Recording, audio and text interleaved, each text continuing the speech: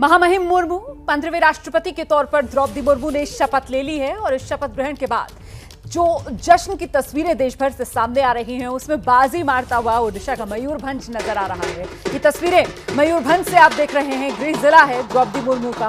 वहीं पर सुबह से ये जश्न, लोग खुशियां मना रहे हैं, मिठाइयां एक दूसरे को खिला रहे हैं और इस सब के बीच जो इतिहास देश में बना है, देश को पहली आदिवासी महिला राष्ट्रपति मिली है और अपने भाषण में राष्ट्रपति पद की शपथ लेने के बाद जिस बात का जिक्र द्रौपदी मुर्मू की तरफ से किया गया कि साहब गरीब, दलित, पिछड़े, आदिवासी महिलाएं मुझ में अपना प्रतिबिंब देख सकते हैं, वही बात यहाँ पर उनके शपथ ग्रहण के बाद जो कैमरे के सामने बच्चियां आ रही हैं, छोटी छोटी दिव्यांग, आप देख रहे होंगे, एक तरीके से उसी को दोहराती हुई नजर आ रही है।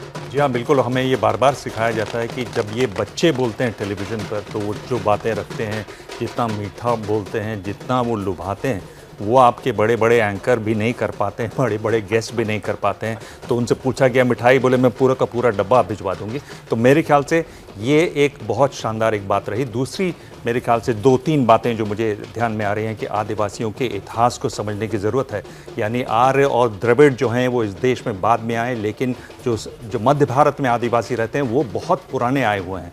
जो मंगोलॉयड ट्राइब्स हैं नॉर्थ ईस्ट के, वो भी बहुत पुराने आए हुए हैं। ये उनको समझने की ज़रूरत है। इतिहास की बात की, खुद इन्होंने कहा कि झानो और फूलो मुर्मू की जो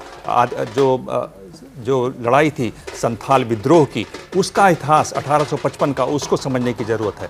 मैं ये कह रहा हूँ जो ताई खामती हैं, जो अरुणाचल के हैं, 1839 का, वहाँ पर कर्नल एडम वाइट को जो के साथ साथ 80 सैनिक मारे गए थे, उनको समझने की ज़रूरत है।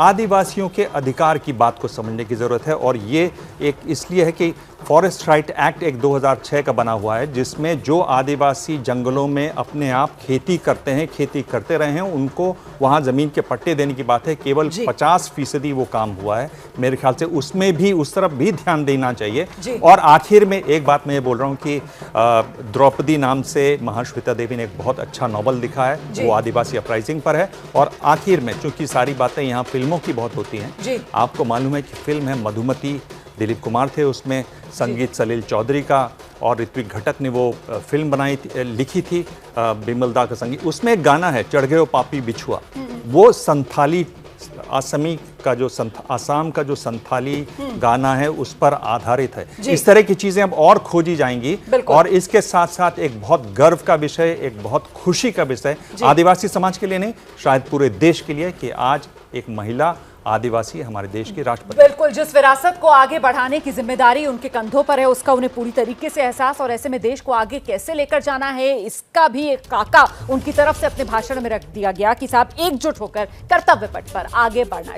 जैसे ही घड़ी का काटा दोपहर 2:30 पे आए, बबीता जी का दिल सास बहू साजिश के लिए मचल जाए।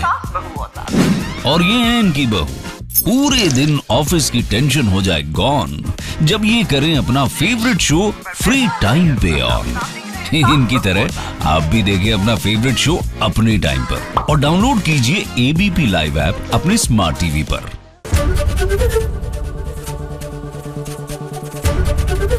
एबीपी न्यूज आपको रखे आगे।